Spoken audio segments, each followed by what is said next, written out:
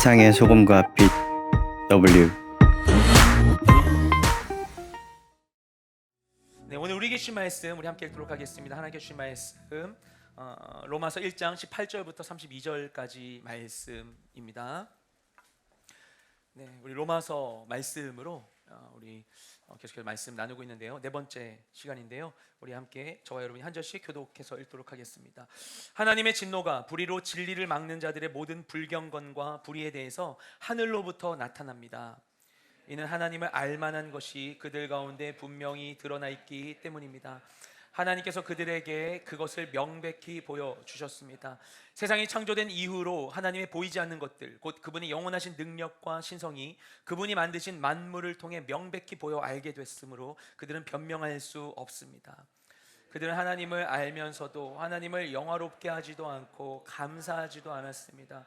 오히려 그들의 생각이 허망해졌고 그들의 어리석은 마음은 어두워졌습니다. 그들은 스스로 지혜롭다고 하지만 미련하게 돼 썩지 않는 하나님의 영광을 썩어질 사람이나 새나 짐승이나 기어다니는 동물의 우상으로 바꾸었습니다. 그러므로 하나님께서는 그들이 마음의 정욕대로 살도록 더러움에 내버려 두시니 그들은 서로의 몸을 욕되게 했습니다. 그들은 하나님의 진리를 거짓과 바꾸고 창조주 대신 피조물을 경배하고 섬겼습니다. 하나님께서는 영원히 찬양받으실 분이십니다. 아멘. 하나님께서는 이 때문에 그들을 수치스러운 정욕에 내버려 두셨습니다. 여자들은 남자와의 정상적인 관계를 비정상적인 관계로 바꾸고 남자들도 마찬가지로 여자와의 정상적인 관계를 버리고 서로 정욕으로 불타올랐습니다. 그들은 같은 남자끼리 부끄러운 일을 행했고 이런 타락한 행위로 인해 그들 자신이 마땅한 징벌을 받았습니다. 더구나 그들이 하나님을 아는 지식을 하찮게 여김으로 하나님께서는 그들을 타락한 마음대로 내버려 두셔서 합당치 못한 일을 하게 하셨습니다. 그들은 온갖 불의와 악행과 탐욕과 악의로 가득 차 있으며 질투와 살인과 다툼과 사기와 악독으로 가득 차 있습니다. 그들은 수군거리기를 좋아하고 서로 헐뜯고 하나님을 미워하고 건방지고 교만하고 자랑하기 좋아하고 악한 일을 궁리해내고 부모를 거역하고 어리석고 신의가 없고 인정도 없고 무자비한 자들입니다. 함께 읽겠습니다. 그들은 이와 같은 일을 행하는 자가 죽어 마땅하다는 하나님의 법규를 알면서도 그런 짓을 계속할 뿐만 아니라 그렇게 행하는 자들을 옳다고 합니다. 아멘. 네, 말씀을 나누겠습니다. 최근 저희 아들에게 기쁜 일이 일어났습니다. 자신의 핸드폰이 생긴 거예요. 원래는 아이에게 이렇게 일찍 핸드폰을 줄 계획이 전혀 없었어요. 아이들을 미디어 환경에 가급적 늦게 노출시키고 싶어서 오래전부터 아내하고 이것에 대한 많은 이야기들 나누어 왔습니다. 그런데 아이가 이제 초등학교를 가니까 학교에서 하교를 했을 때 또는 서빙고에서 유년부 예배를 마치고 나왔을 때 연락할 수단이 필요한 거예요. 그래서 위급한 상황에 부모와 이 커뮤니케이션을 하기 위한 최소한의 기능을 위해서 핸드폰이 주어졌습니다. 그리고 이 지지난 주일에 제가 2시 예배를 앞둔 상황이었는데 예배 직전에 문자가 하나 딱 왔어요. 확인해 보니까 아들이 저에게 첫 문자를 이렇게 보냈습니다. 사랑해 이렇게 보낸 거예요. 근데 그걸 보는데 너무 행복한 거예요. 그래서 혼자 막 웃음이 멈추지를 않았어요. 그러면 생각에 내 아내하고 연애할 때도 이랬었나? 뭐 이런 생각이 들었었어요.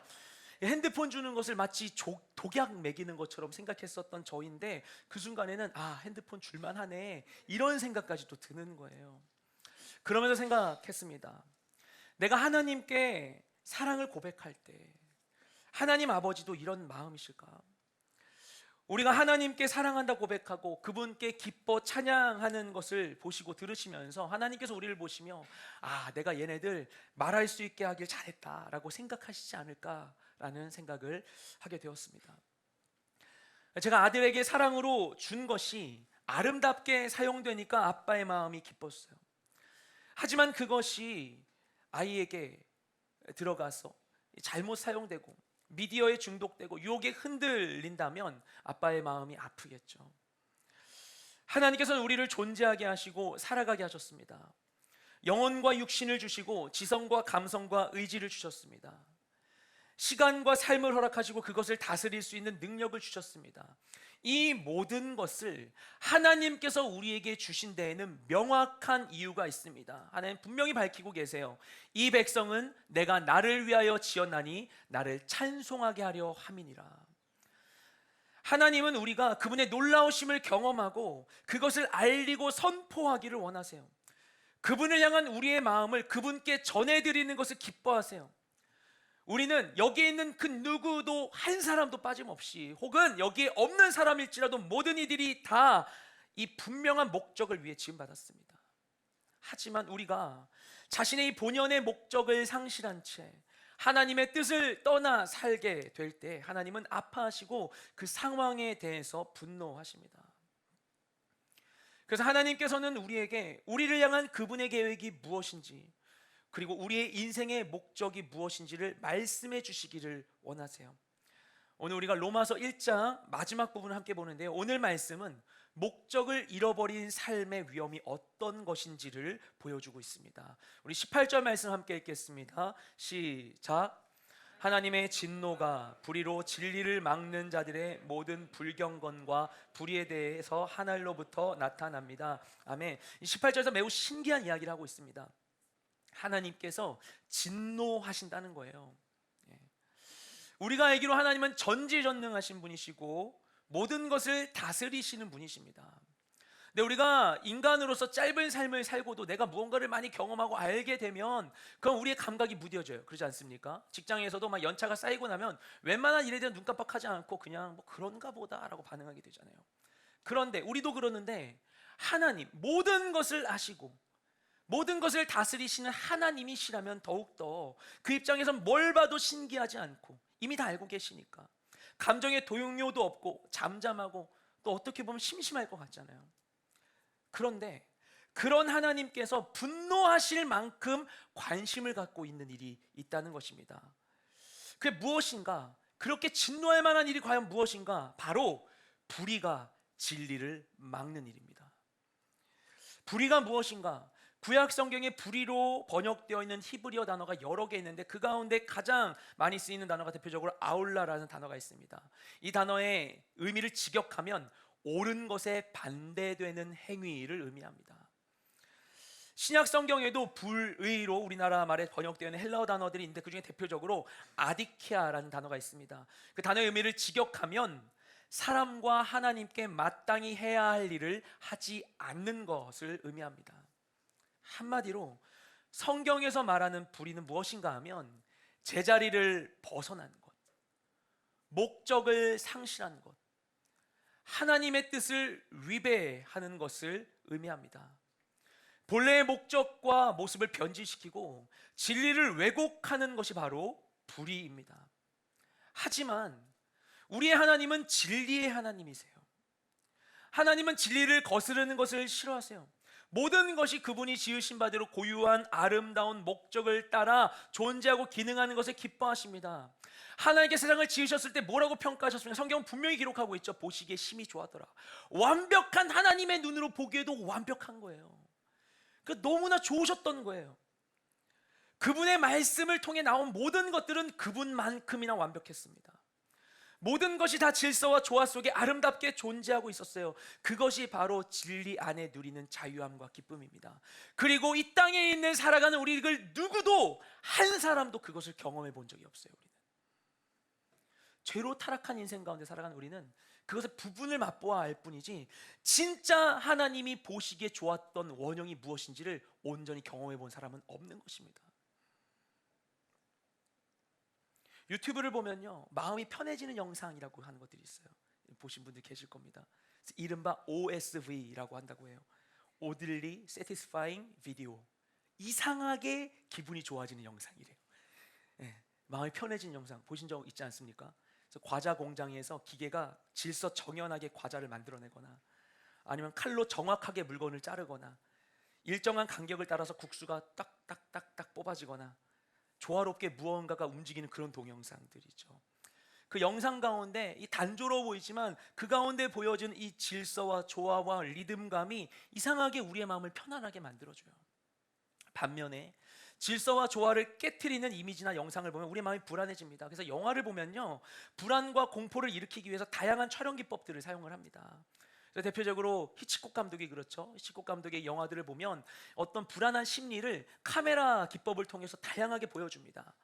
그래서 카메라 앵글을 기울이면 그것이 우리에게 불안한 심리를 주기도 하고, 막 흔들리는 이런 카메라 워크를 통해서 불안하게 만들기도 하고. 히치콕 감독의 그 현기증이라는 영화가 있습니다. 그거는 이제 거기 쓰인 기법이 줌을 당기면서 피사체에게 카메라 가까이 가는 거예요. 이렇게 된 이상한 효과. 그런 이상한 효과들을 통해서 불안함을 느끼게 만들어주는 거예요. 이게 모두 다 의도적으로 계산된 기법입니다. 왜냐? 인간이 불안해 있는 걸 보면 불안해하니까. 질서 있는 걸 보면 우리는 안정을 느끼고, 불안한 걸 보면 불안함을 느껴요. 질서가 주는 기쁨이 있는 것입니다. 규칙적이고 리듬감 있는 움직임, 질서와 조화, 균형은 우리에게 안정감을 줘요. 그래서 하나님의 진리는 우리의 삶에 안정과 질서를 주는 것입니다. 하지만 불의는 그러한 진리를 막습니다. 이런 일이 가장 먼저 발생한 곳이 바로 에덴 동산이었어요. 인간이 하나님의 뜻에 반하여 선악을 알게 하는 나무의 열매를 먹고 만 것이죠. 그렇게 진리를 거스르는 행동이 첫 번째 죄를 구성하면서 이 어긋남이 모든 것에 영향을 미쳐서 이 세상이 죄에 오염되었습니다. 그래서 모든 것이 진리의 질서 속에 유지되고 있었던 그 본연의 아름다움과 영광을 상실하고 말았어요. 하나님께서는 하나님의 뜻, 곧 진리를 거스르는 것을 싫어하십니다.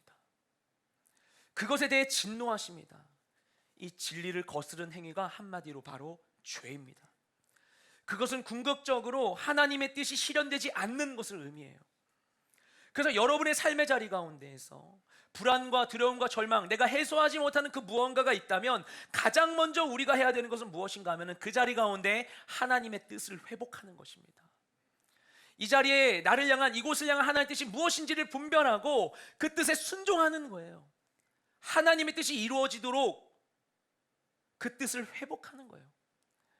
우리가 주기도문 가운데 뜻이 하늘에 이루어진 것 같이 땅에서도 이루어지기를 구하고 실천하는 거예요. 그런데 이런 이야기를 듣고 반문할 수 있습니다. 아니, 그 진리를 모를 수도 있지 않습니까? 또 사람마다 보면 사람마다 다른 이 진리의 기준이 있을 수도 있지 않겠습니까? 하나님의 뜻에 반한다고 해서 무조건 심판할 수 있습니까? 이런 질문에 대해서 바울이 이어서 답변합니다. 우리 19절 20절 말씀 함께 읽겠습니다. 시작. 이는 하나님을 알만한 것이 그들 가운데 분명히 드러나 있기 때문입니다.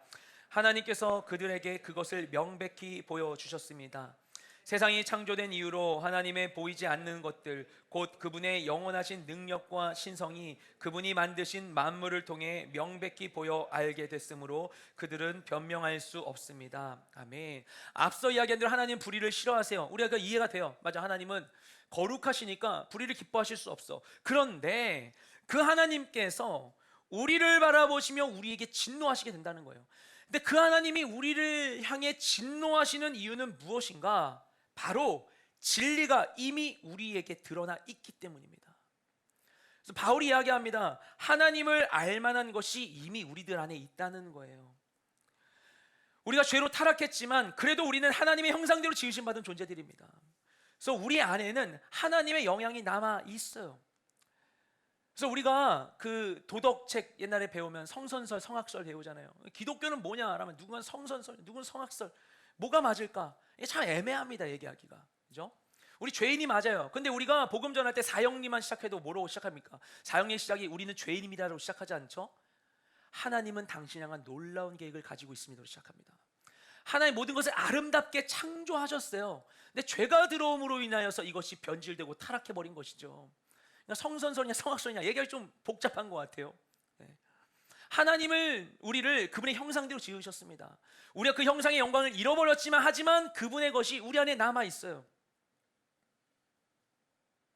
그 가운데 하나, 하나님의 형상대로 우리가 지으심 받았다는 증거로 우리 안에 남아있는 것 중에 하나가 바로 우리 안에 있는 양심입니다. 하나님을 부인하는 사람들이 있죠. 그런데 이 세상을 우리가 가만히 찬찬히 보면 하나님이 존재하지 않는다면 설명되지 않는 것들이 있습니다. 세상의 수많은 족속들이 오랜 세월 동안 다양한 환경에서 각자 발전해 왔는데, 어떤 민족은 고립된 섬 가운데서 자기들 문명을 발전시켜 왔는데, 그런데 왜 그 수많은 족속들 가운데 공통된 선과 악의 개념이 있는 것인가? 누가 다 가서 가르쳐 준 것도 아닌데, 어디서든지 살인은 나쁜 것이고 부모에게 거스르는 것도 나쁜 것이고 아이들은 존중받고 사랑받아야 할 존재입니다. 인류가 아무런 도덕적인 이유 없이 그저 진화를 통해 우연히 생겨난 것이라면 그러면 이러한 선과 악에 대한 개념도 상황에 따라 다르게 나타날 수 있어야 하는 것이죠. 그런데 우리에게는 공통된 선과 악의 개념이 있습니다. 그래서 다른 문화권의 이야기에도 우리가 함께 울고 웃을 수 있게 되는 것이죠. 우리 영화 미션을 보면요, 가브리엘 신부가 이과수 폭포 위에 살고 있는 과라니족에게 복음을 전하기 위해서 나아가게 됩니다. 그래서 그들에게 가서 무엇을 하는가 하면 오보에 연주를 하죠. 이 영화를 시작하는 상황 보면 영화 시작이 첫 장면이 뭐냐면요, 이과수 폭포에서 십자가 틀에 매어 있는 사람이 이렇게 폭포 밑으로 떨어진 장면이에요. 뭐냐면 선교사들이 가도 과라니족이 이들을 추방하고 죽였던 거예요. 계속 죽이니까 포기하라고, 가지 말라고 사람들이 막는데 가브리엘 선교사가 갑니다. 가가지고 그들이 있을 만한 숲속에 갔는데 아무도 보이지 않아요. 그 가운데 무엇을 하는가, 자리를 두고 앉아서 오보에 연주를 해요. 유명한 가브리엘스 오보에, 바라바라바 연주를 하는 것이죠.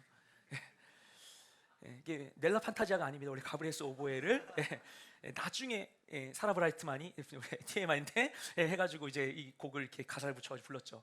가브리엘이 오보에 연주를 해요. 그러자 원래 이 화면에 나오지 않았었던, 숨어서 그를 지켜보고 있었던 과라니족 사람들이 그를 죽이려고 들고 왔었던 무기를 들고 한 명씩 나타납니다.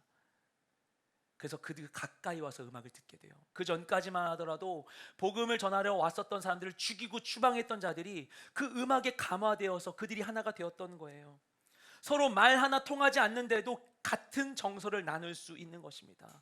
그것은 무엇을 의미하는가?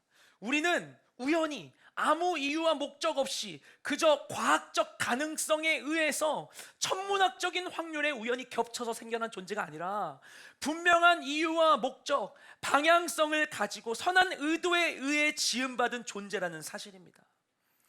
그 증거가 바로 우리 안에 있는 양심, 선한 것에 대한 기준입니다. 하나님께서 그것을 우리 안에 주신 거예요.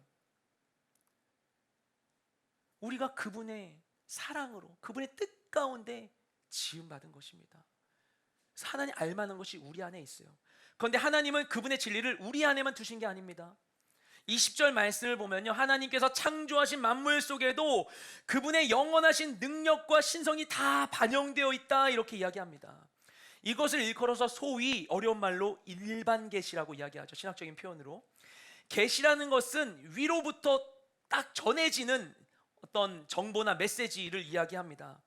근데 계시의 종류가 두 가지예요. 신학적으로 일반 계시와 특별 계시로 구별해서 이야기를 합니다. 어려운 게 아니에요. 특별 계시는 특별한 방법을 통해서만 전해질 수 있는 그런 내용들을 이야기해요. 예를 들면 예수님이 유대인으로서 메시아로 나셔서 우리를 위해 십자가에 돌아가심으로 인하여서 우리가 구원받았다는 사실, 이건 누군가가 의도적으로 전해주지 않고선 알 수 없는 일이죠. 그래서 이 복음이 기록되어 있는 성경은 특별 계시입니다. 반면에 일반 세계, 자연에서 발견할 수 있는 하나님의 뜻을 일컬어서 우리가 일반 계시라고 이야기를 합니다. 그래서 우리는 자연 만물을 통해서도 하나님의 뜻을 발견할 수 있어요. 각자 일상 속에서 하루하루를 살면서 기쁨과 고난 속에서 하나님의 뜻을 발견하고 그분의 은혜를 누립니다. 어쩔 때에는 막 출근 늦을까 봐 막 하면서 버스 왔으면 좋겠다는데 버스가 일찍 온 것만 해도 하나님 할렐루야 막 이렇게 하기도 해요. 봄이 오고 여름이 오는 것을 보면서 자연을 운행하시는 하나님을 만납니다.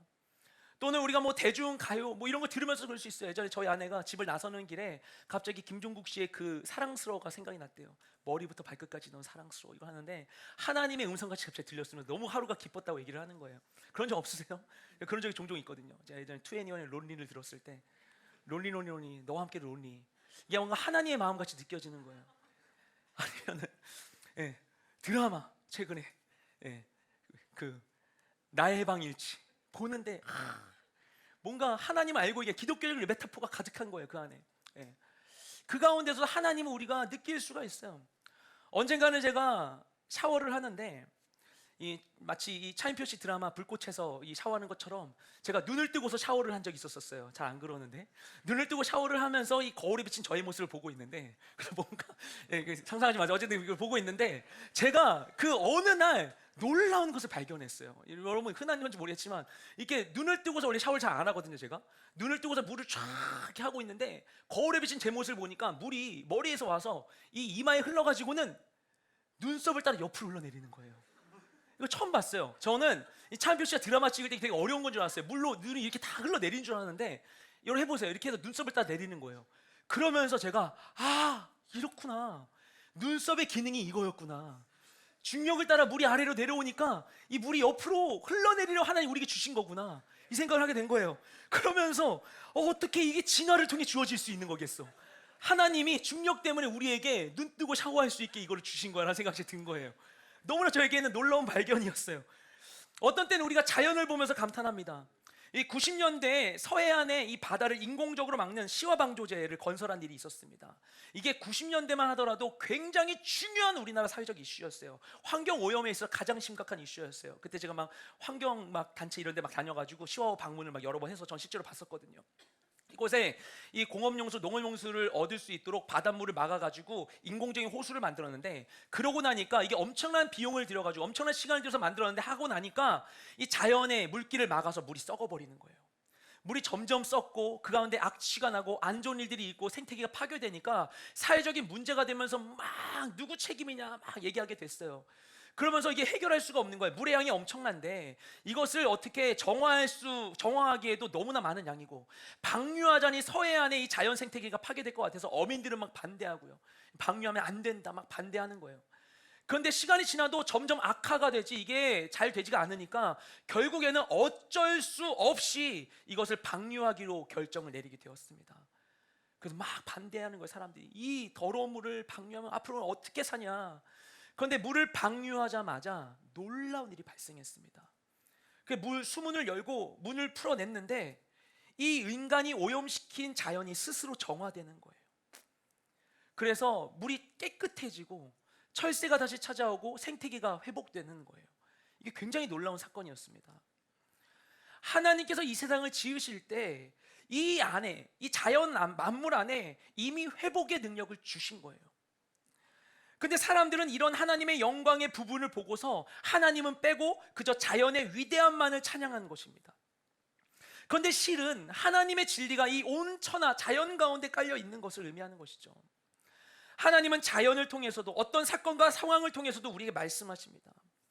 이처럼 하나님께서는 그분의 뜻을 우리 안에 이 세상 가운데 드러내셨음에도 사람들은 이것을 외면하고 무시하고 그 뜻을 거스르는 선택을 합니다. 우리 21절부터 23절까지 말씀 함께 읽겠습니다. 시작. 그들은 하나님을 알면서도 하나님을 영화롭게 하지도 않고 감사하지도 않았습니다. 생각이 허망해졌고 그들의 어리석은 마음은 어두워졌습니다. 그들은 스스로 지혜롭다고 하지만 미련하게 돼 썩지 않는 하나님의 영광을 썩어질 사람이나 새나 짐승이나 기어다니는 동물의 우상으로 바꾸었습니다. 아멘. 앞서 이야기한 대로 하나님께서는 우리에게 자신을 계속해서 우리 안에 이미 주어진 메시지와 자연 만물 가운데 있는 모든 것을 통해서 계속해서 우리에게 자신을 나타내심에도 불구하고 많은 사람들은 하나님을 알아보지 못하고 그분께 영광을 돌리지도 않고 감사하지도 않습니다. 그저 자기 영광과 세상의 기쁨에 취해 있을 뿐이에요. 그러면 자기 만족을 위해서 하나님을 외면한 결과는 무엇인가? 결국은 무엇인가? 말씀에서 이야기합니다. 생각 속에 허무함이 가득해지고 가뜩이나 알 수 없는 인생이 점점 더 캄캄해진다는 거예요. 자신이 원하는 것을 위해서, 스스로의 만족을 위해서 스스로 선택하여 하나님의 진리를 떠났지만 결국 그 자체가 허무하고 막막한 선택이 되고 마는 것입니다. 그리고 그렇게 선택한 이 선택의 실체는 무엇인가? 하나님은 썩지 않고 변치 않은 영광을 가지신 분이신데 그 대신에 하나님을, 그 영원하신 하나님을 버리고 선택한 게 겨우 썩어 없어질 사람이나 새나 짐승이나 기어다니는 동물의 우상밖에 되지 않는 거예요. 인간이 하나님 대신에 택하는 그 무엇도 영원한 것은 없습니다. 하나님을 대체할 수 있는 것, 그분과 비교할 수 있는 것은 없습니다. 마치 누군가가 금반지를 선물해 줬는데 이거 마음에 안 든다고 가서 좋은 것과 바꿔주겠다고 바꿔오겠다고 가가지고 오는 게 캔뚜껑이나 바꿔오는 거나 마찬가지인 거예요. 귀한 것을 줘도 모르는 거예요. 가치 있는 것을 모르고 가치 없는 것을 섬기는 것입니다. 잠깐의 만족을 위해서 귀한 모든 것을 그냥 내버리게 되는 거예요. 우리가 죄된 세상에서 하는 대부분의 일이 그런 것들입니다. 가치 있는 것을 몰라보고 가치 없는 것을 섬기는 것입니다. 왜? 자신의 욕망 때문에. 그래서 하나님께서는 어떻게 하셨는가? 우리 24절부터 27절까지 말씀을 함께 읽겠습니다. 시작. 그러므로 하나님께서는 그들이 마음의 정욕대로 살도록 더러움에 내버려 두시니 그들은 서로의 몸을 욕되게 했습니다. 그들은 하나님의 진리를 거짓과 바꾸고 창조주 대신 피조물을 경배하고 섬겼습니다. 하나님께서는 영원히 찬양받으실 분이십니다. 아멘. 하나님께서는 이 때문에 그들을 수치스러운 정욕에 내버려 두셨습니다. 여자들은 남자와의 정상적인 관계를 비정상적인 관계로 바꾸고 남자들도 마찬가지로 여자와의 정상적인 관계를 버리고 서로 정욕으로 불타올랐습니다. 그들은 같은 남자끼리 부끄러운 일을 행했고 이런 타락한 행위로 인해 그들 자신이 마땅한 징벌을 받았습니다. 아멘. 하나님은 그분을 거부하고 진리를 외면한 이들이 그냥 제멋대로 살도록 내버려 두셨습니다. 그것은 너무나도 무서운 심판이에요. 죄를 반드시 기억하시고 아시고 반드시 심판하시는 분께서 그걸 알면서도 내버려 두신다는 거예요. 제일 무서운 게 잘못한 거 아는데 아무 말 않고 가만히 있는 거죠. 하나님 그냥 그렇게 두신다는 거예요. 여러분, 악인의 형통함을 부러워하지 마십시오. 하나님께서 사랑하는 자들을 마치 자녀를 아버지가 훈계함같이 징계하신다고 하십니다. 반면에 하나님께서 죄에 대해 참으시는 것은 오히려 더욱 무시무시한 일이 되는 것입니다. 그러나 이 하나님의 오래 참으심을 인간은 죄의 기회로 삼았습니다.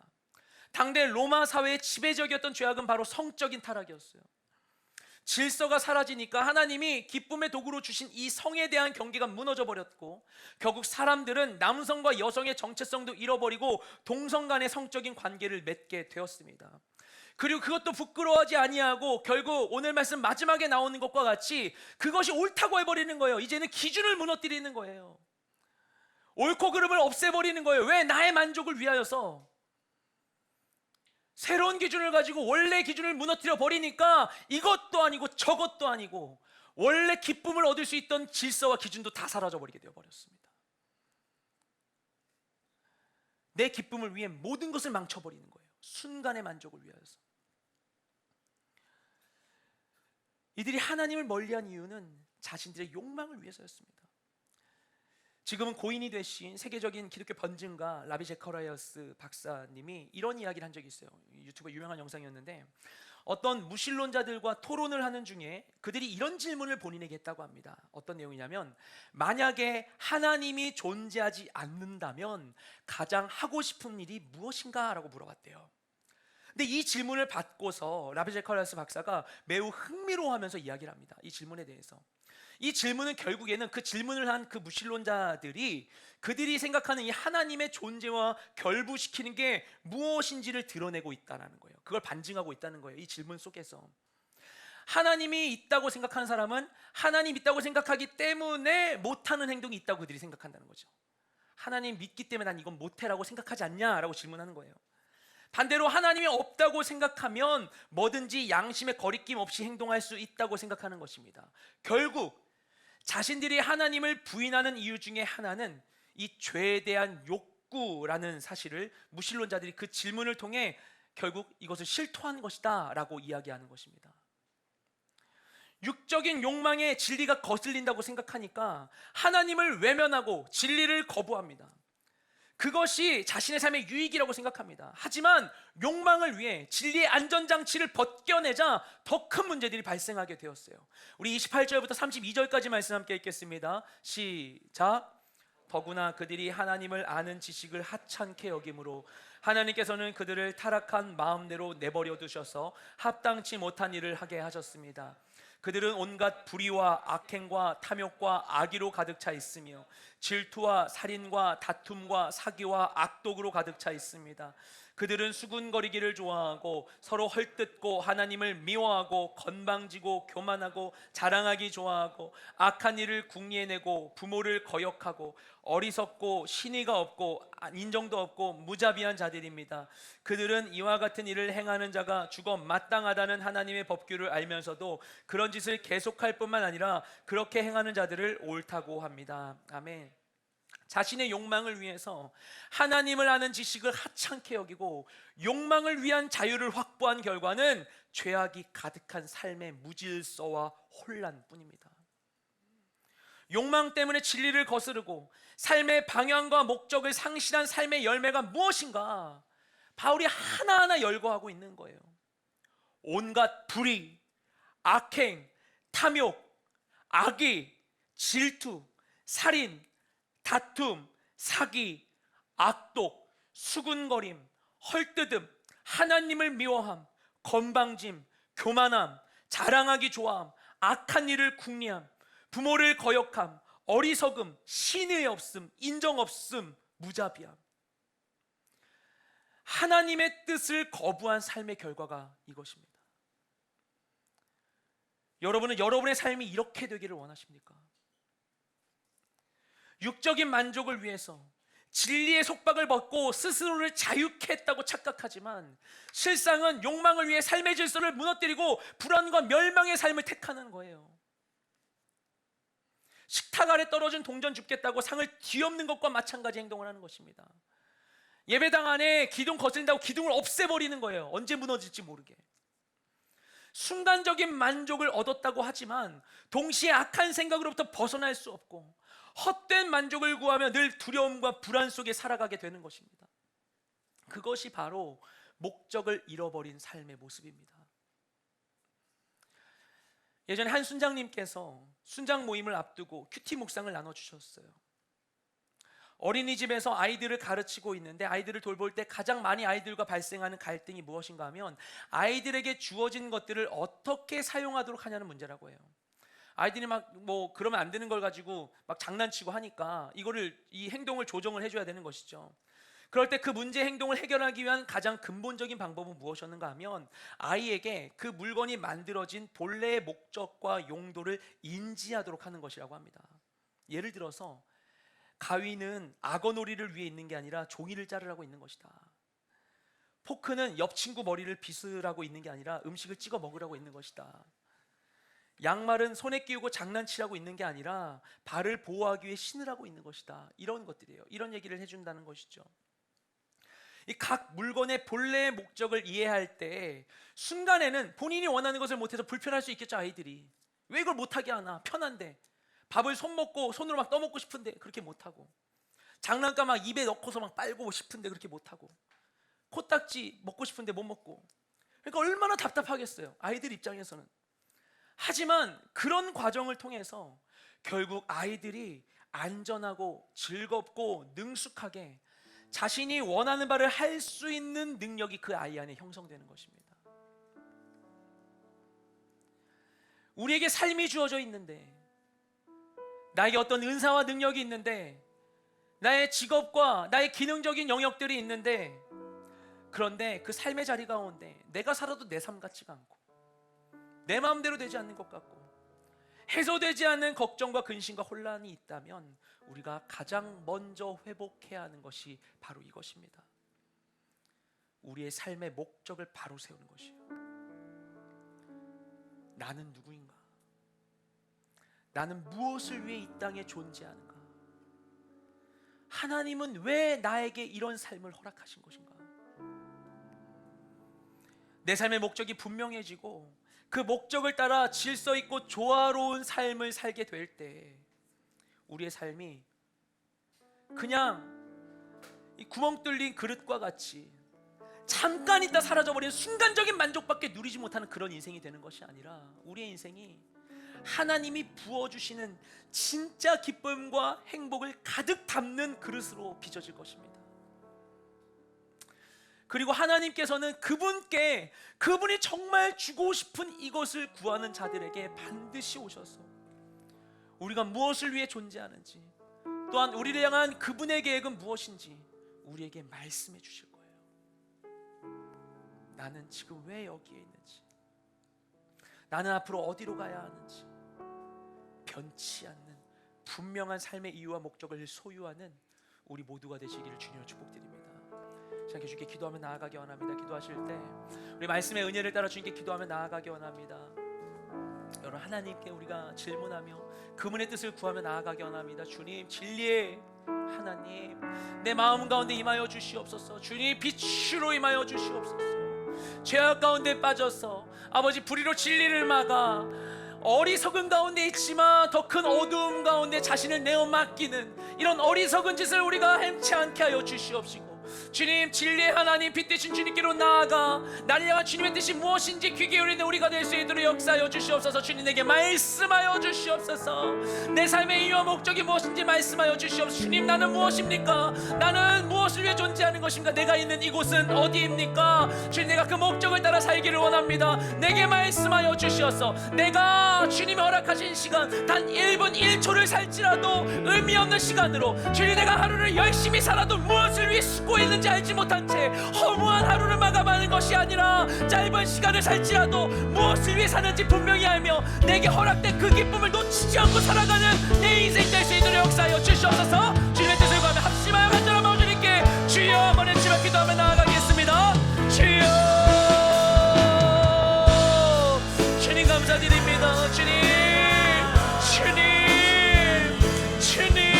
우리에게 말씀하여 주시옵소서.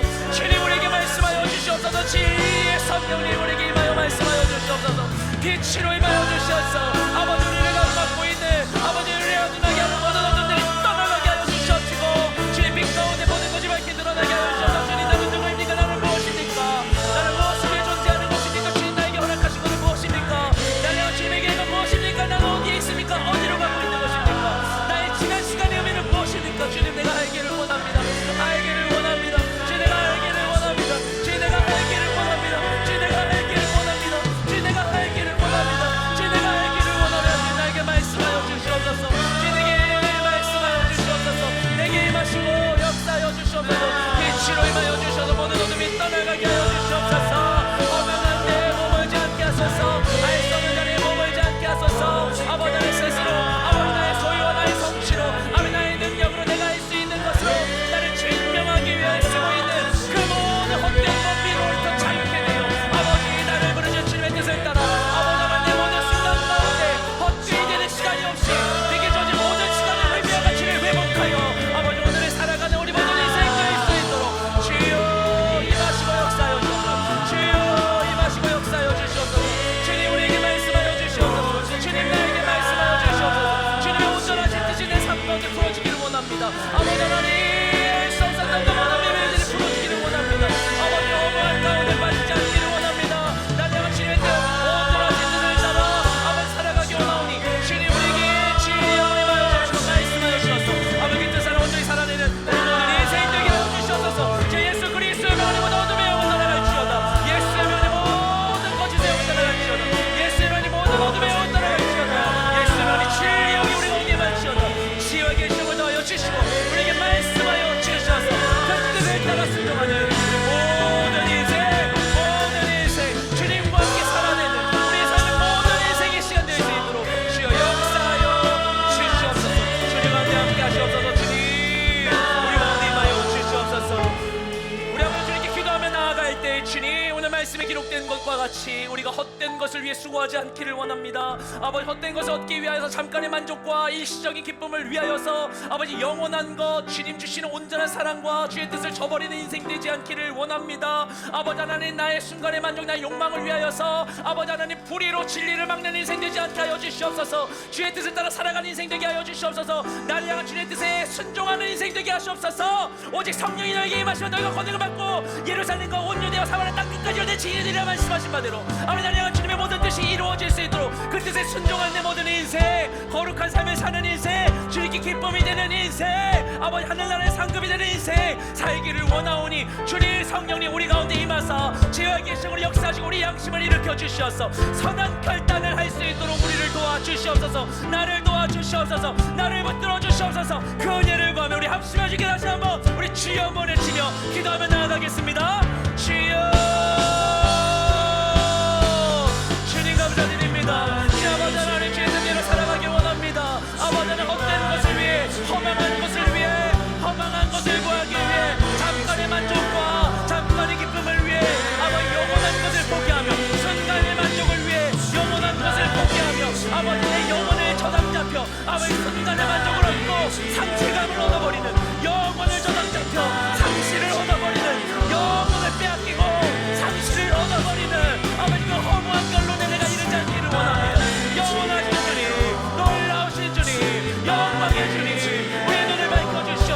우리 감정을 새롭게 하여 주시옵소서. 주님의 사랑과 주의 크신 놀라우신 영광과 주의 은혜를 우리가 온전히 알게 하여 주시옵소서. 주님을 향하여 주님을 위하여 포기하지 아니하며 그 은혜를 온전히 경험하고 나아가는 모든 인생 되게 하시옵소서. 그 은혜로 나를 채우소서. 그 은혜로 나를 채우소서. 나를 채우소서. 그 은혜로 나를 채우소서. 그 은혜로 나를 채우소서. 주의 진리로 나를 채우소서. 주의 사랑으로 나를 채우소서. 나를 채우소서. 주의 은혜 성령 우리가 오니 임하소서. 임하소서. 지하의 정을 충만케 하소서. 우리 모든 감동을 깨워주시옵소서. 우리 새롭게 하소서. 주의 은혜로 날 채우소서. 주의 은혜로 날 채우소서. 주의 은혜로 날 채우소서. 날 충만케 하소서. 나를 충만케 하소서. 주의 은혜로 날 채워주시옵소서. 아버지 주의 뜻대로 모든 것을 알아보며 주의 뜻대로 성장을 나아가는 우리 모든 인생들 되시고 주여 말씀을 역사하여 주시옵소서. 주의 성령이 임하소서. 주의 성령이 임하소서. 말씀하여 주시옵소서. 말씀하여 주의 우리가 주시옵소서. 지식에 넘치는 그리스도의 사랑을 알게 하소서. 그 너비하기 포기하지 깨닫게 하소서. 하나님의 충만한 것을 책망을 채워주시옵소서. 주의 뜻을 따라 담대히 의연히 순종하며 나아가는 우리 모든 인생 되게 하여 주시옵소서. 주님 도와주시옵소서. 주님 도와주시옵소서. 내 삶의 자리가 오직 하나님 나라가 회복되기를 원하는 주님 오늘 회복되기를 원합니다. 하지만 주님 마음은 오늘의 욕심이 가득합니다. 아버지 하나님 지혜가 부족합니다. 지식이 부족합니다. 능력이 부족합니다. 용기가 부족합니다. 주님 우리에게 말씀하소서. 우리의 영을 새롭게 하소서. 성령이 우리를 도와주시옵소서. 나의 선한 양심을 자극하여 주시옵소서. 주의 뜻을 따라 온전히 모든 것을 회복시켜 나아가는 우리 모든 인생 되시기로 주여 주여 주여 우리가 어디 말을 살기를 원합니다. 그 뜻을 따라 살기를 원합니다. 주의 뜻을 따라 살기를 원합니다. 순종을 살기를 원합니다. 주의 뜻이 무엇입니까? 나 순종을 나아가기 원합니다. 종이 듣겠나이다 말씀하소서. 주님 말씀하소서. 내 삶 가운데 하나님의 나라가 주의 땅 가운데 이루어진 것을 보기를 원합니다. 주여 역사여 내게 말씀하여 온전하신 뜻을 경험하고 나를 그 뜻을 따라 살아가는 우리 모든 인생들 주님 가운데 역사하여 주시옵소서. 주님 가운데 함께하여 주시옵소서. 고마우신 주님 우리 가운데 함께하여 주심을 감사드립니다.